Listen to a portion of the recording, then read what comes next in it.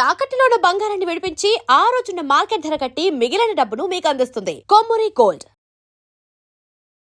నమస్కారం గురువు గారు. శ్రీమాత్రే నమః.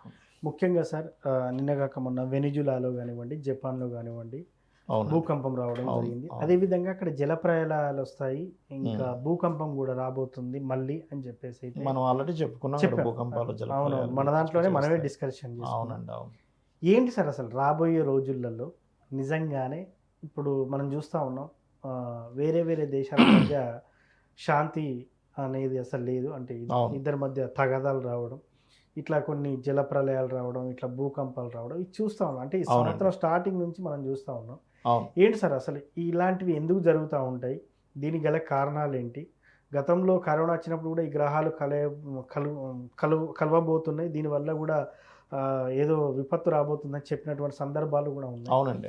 ఏంటి ఇప్పుడు ఈ భూకంపాలు రావడం, ఇంకా భారీ జల ప్రళయాలు, సునామీ కూడా వస్తుందని చెప్తున్నారు. ఏంటి అసలు ఏం జరగబోతుంది? నిజంగానే ఇతర దేశాల్లో కానీ మన దేశాల్లో కానీ ఎటువంటి ప్రమాదం కొంచెం ఉందంటారు? దీన్ని ముండేన్ ఆస్ట్రాలజీ అంటారు, తెలుగులో మేధిని జ్యోతిష్యము అంటారు. రకరకాలుగా ఉంటుందండి. ఎలా అంటే మేధిని జ్యోతిష్యం అంటే దేశకాల పరిస్థితుల గురించి చెప్పేది. కామన్గా జన్మ జాతకాన్ని చెప్పేది పర్సనల్ చార్ట్ వేరు, ముండేన్ ఆస్ట్రాలజీ వేరు.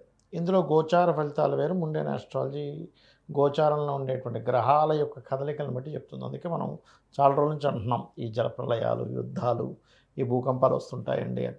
అదే రకంగా వచ్చాయి కూడా. ఇప్పుడు ఈరోజు మాట్లాడుకున్నాం కదా, 2-3 నెలల నుంచి మాట్లాడుకున్నాం మనం. ఇది కారణం ఏమిటంటే భూకంపాలకి భూతత్వ రాశులు కనుక కుజుడి చేత ఆకుపై అయినప్పుడు, అది కూడా కాలసర్ప యోగంలో ఉన్నప్పుడు ఇలాంటివి జరుగుతాయని శాస్త్రంలో ఉంది. మేధిని జ్యోతిష్యంలో సంహితా గ్రంథాలు ఉంటాయి. పరాశర మహర్షి సంహితాస్ రచించాడు ఆయన. సంహితా గ్రంథాలలో చాలా ఓన్లీ భూకంపాల గురించాను కదా. ఒక చెట్టు దగ్గర ఉంటే దానికి దగ్గరలో నీరు ఎంత ఉంటుంది అనే విషయం చెప్తాడు. అదేవిధంగా అదే సంహితా గ్రంథాల్లో సూర్యుడు ఉదయం మనం సూర్యుడిని చూస్తాం కదా, సూర్యుడు లోపల మనం తీక్షణంగా చూస్తే కొన్ని కనిపిస్తాయి. ఆ యొక్క గుర్తులను బట్టి కొన్ని చెప్పారు సంహితా గ్రంథాల్లో. చంద్రుడు ఉండేటువంటి తత్వాన్ని బట్టి చెప్పారు, చంద్రకళల్లో మార్పులు వచ్చినప్పుడు చెప్పారు. ఇట్లా రకరకాలు ఉన్నాయి. ఆ రకంగా ఎప్పుడైనా సరే ఈ రవిచంద్రుల యొక్క డిస్టెన్స్ని బట్టి ఆ సమయంలో కనుక ఎక్కువగా మనకి కాలసర్పయోగంలో, ఇప్పుడు గ్రహాలన్నీ కాలసర్పయోగంలో ఉన్నాయి. ఈ కాలసర్పయోగంలో గ్రహాలు ఉన్నప్పుడు ముఖ్యంగా శనికి కుజుడికి ఉండే డిస్టెన్సు, శనికి రవికి ఉండే డిస్టెన్స్ని, కుజుడికి రవికి ఉండే డిస్టెన్స్ని క్యాలిక్యులేట్ చేసుకొని ఇలాంటివి వస్తుంటాయి భూతత్వ రాశుల్లో. ఎందుకంటే మనకు భూతత్వ రాశులు అంటే వృషభము, కన్య, మకరం, ఈ 3 రాశులు భూతత్వ రాశులు. భూతత్వ రాశుల్లో భూమికి కారకుడు, ఎనర్జీకి కారకుడు అయినటువంటి కుజుడు కనుక ఎంటర్ అయ్యి ఉన్నప్పుడు ఇలాంటివి ఎక్కువగా జరుగుతూ ఉంటాయి. ఇందులోనే ఇప్పుడు ఏ నక్షత్రం, కుజుడు యొక్క నక్షత్రం మీద కుజుడు ఉన్నాడు. అవును, సింపుల్గా చూసుకుంటే మృగశిర నక్షత్రం మీదకి ఎంటర్ అయ్యాడు. అవును, అవునే కదా. అవును. ఇప్పుడు మీరు ఇవాళ చూడండి, ఇప్పుడు ఎగ్జాంపుల్ ఇప్పుడు మనం ఇప్పుడు ఉండేటువంటి ట్రాన్సిట్ని కనుక కొట్టినట్లయితే ఇప్పుడు మీరు చూడండి, మీకు చూపిస్తాను నేను మీకు. కుజుడు నక్షత్రం మీద ఉన్న కుజరాశుల్ని చూస్తున్నా, లేకపోతే రవి నక్షత్రం మీద ఉన్న ఇవి ఎక్కువగా ఉంటాయి. ఇప్పుడు ఉన్నటువంటిది కనుక మనం చూసుకున్నట్లయితే చాలా స్పష్టంగా కుజుడు రవి యొక్క కృత్తికా నక్షత్రం మీద, అంటే హీట్ రిలేటెడ్ నక్షత్రం కృత్తికా నక్షత్రం అంటే దాని మీద కుజుడు ఉన్నాడు. ఓకే, అదేవిధంగా కుజ రాశుల్ని చూస్తున్నాడు. ఓకే, కామన్గా కుజుడు కనుక మనకి వృషభ రాశిలో ఉన్న, సింహరాశిలో ఉన్న, అదేవిధంగా మనకి వృశ్చికంలో ఉన్న, మేషంలో కుజరాశులతో బలం పెరుగుతుంది. ఈ కుజుడు యొక్క ప్రభావం ఇలా ఉన్నప్పుడు సర్వసాధారణంగా ఇప్పుడు ఒకటి, నెక్స్ట్ మీకు ఎప్పుడంటే ఆల్మోస్ట్ జూలై ఎండింగ్ టైంలో కూడా ఒకసారి వస్తుంది. ఓకే, కొన్ని దేశాల్లో రవి నక్షత్రాల్లో ఉన్నప్పుడు లేదా కుజ నక్షత్రాల్లో ఉన్నప్పుడు వస్తూ ఉంటుంది. లేదా కుజుడు తను ఉండేటువంటి డిగ్రీస్ని బట్టి కూడా వస్తూ ఉంటుంది. అది కూడా భూతత్వ రాశుల్లోకి ఎంటర్ అయ్యాడు కదా, ఒక 4-5 రోజుల క్రితం ఎంటర్ అయ్యాడు. అక్కడ నుంచి దీని ప్రభావం పెరిగింది చెప్పాలంటే. అందుకని రాబోయే 40 రోజులు కూడా కాస్త జాగ్రత్తగానే ఉండాలి. ఇప్పటి నుంచి 40 రోజుల పాటు. అది దేశ విదేశాలకి ఎఫెక్ట్ చూపిస్తుందా, భారతదేశానికి కూడా అంటారా? ఇది భారతదేశంలో కొన్ని ప్రాంతాల్లో చూపిస్తుందండి, కానీ ఎక్కువగా మాత్రం విదేశాల్లోనే చూపిస్తుంది భారతదేశం కంటే కూడా. ఈ భూమి యొక్క ప్రభావం నీటి ప్రాంతాల్లో కూడా జరగడం వల్ల సునామీలు వస్తాయి. ఓకే, ఎందుకంటే భూమి కనుక లోపల కంపించినప్పుడు నీటి మీద దాని ఎఫెక్ట్ ఉంటుంది, సునామీ వస్తుంది అనమాట.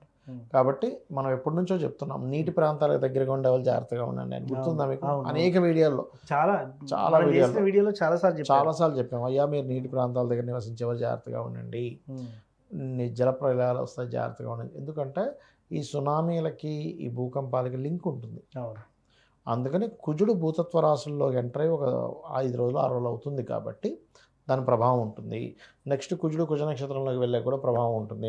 ప్రస్తుతం కృత్తికా నక్షత్రం, అందుకే కృత్తికా నక్షత్రానికి ఉండేటువంటి విశేషం ఏమిటి అంటే, అందుకే చూడండి కర్తెరలు వచ్చాయంటారు. అవును. రవి కనుక కృత్తికా నక్షత్రంలోకి ఎంటర్ అయితే కర్తెరలు అంటాం. అంటే కృత్తికా నక్షత్రానికి ఒక లక్షణం ఉంది. ప్రకృతిలో ఉండేటువంటి అనేకమైనటువంటి విషయాలు దాని ఆ నక్షత్రంలోకి ఏదైనా రవి ఎంటర్ అయితే హీట్ని పెంచుతాడు. ఓకే. కుజుడు ఎంటర్ అయితే ఇలాంటి భూకంపాలు వస్తూ ఉంటాయి. బుధుడు కనుక కృత్తికా నక్షత్రంలో ఉన్నప్పుడు కనుక మీకు బుధుడు కృత్తికాలో కానీ లేకపోతే కుజ నక్షత్రాల్లో ఉంటే మార్కెట్లో చాలా అప్ అండ్ డౌన్స్ పెరుగుతాయి. ఓకే. ఇప్పుడు ఇదే కుజుడు వృషభ రాశిలో ఉంటూ మీకు ఇంకొంచెం అంటే దాని ఇది పెరుగుతూ ఉందనుకోండి, అంటే దాని యొక్క తీవ్రత పెరుగుతూ ఉంది. నెక్స్ట్ రాహు నక్షత్రంలోకి వస్తాడు, చంద్ర నక్షత్రంలోకి వస్తాడు. చంద్ర నక్షత్రంలోకి వచ్చినప్పుడు చూడండి, ఇంకా అది ఎప్పటికి వస్తాడు, దాదాపుగా ఇంకొక 10-15 రోజులు టైం పడుతుంది. 10 రోజులు ఈజీగా టైం పడుతుంది. అప్పుడు చూడండి ఎలా ఉంటుంది. అప్పుడు జల ప్రళయాలు పెరగడానికి ఎక్కువ ఛాన్సెస్ ఉంటాయి, ఎందుకంటే చంద్రుడు జలానికి కారకుడు కదా. అందుకని కాబట్టి మన వాళ్ళు చాలా స్పష్టంగా శనికి కుజుడికి ఉండే డిస్టెన్స్ని, ఎందుకంటే శని వీక్షణ ఉంది కుజుడి మీద, 3వ దృష్టి ఉంటుంది కాబట్టి 3వ దృష్టి వీక్షణ అనేది ఉంది కాబట్టి కుజుడు భూతత్వ రాశుల్లో ఎంటర్ అయ్యాడు కాబట్టి భూకంపాలు పెరుగుతాయని చెప్పడం జరుగుతుంది. సో ముఖ్యంగా మీరు అన్నట్టుగానే చాలా సందర్భాల్లో మీరే చెప్పారు, ఎటన్నా వాటర్ యాక్టివిటీస్ చేసేటప్పుడు కూడా చాలా జాగ్రత్తగా ఉండాలి. చేపలు పట్టేవాళ్ళు, అదేవిధంగా కొన్ని మామూలుగా ఇష్టపడి వెళ్తూ ఉంటారు టూర్స్. జల ప్రాంతాలకు వెళ్తూ ఉంటాం, కొంచెం జాగ్రత్తగా ఉంటే సరిపోతుంది అప్రమత్తంగా. సో మొత్తానికి ఈ రోజు నుంచి 40 రోజుల వరకు దీని ప్రభావం ఉందంట. ఖచ్చితంగా ఉందండి. సో చూస్తాం తీవ్రత కూడా, వీటి తీవ్రత కాబట్టి జాగ్రత్తగా ఉండాలి. ఎస్. సో ఏది ఏమైనప్పటికీ కూడా ఈ రోజు నుంచి 40 రోజుల పాటు జల ప్రళయాలు, సునామీలు, భూకంపాలు వచ్చే అవకాశం ఉంది కాబట్టి కొంత ఇంట్లో జాగ్రత్తగా ఉంటే సరిపోతుంది. ఎందుకంటే కాలసర్ప యోగంలో ఉన్నాయి కదండి గ్రహాలన్నీ, అందుకని. Yes. So thank you sir. శ్రీమాత్రే నమః.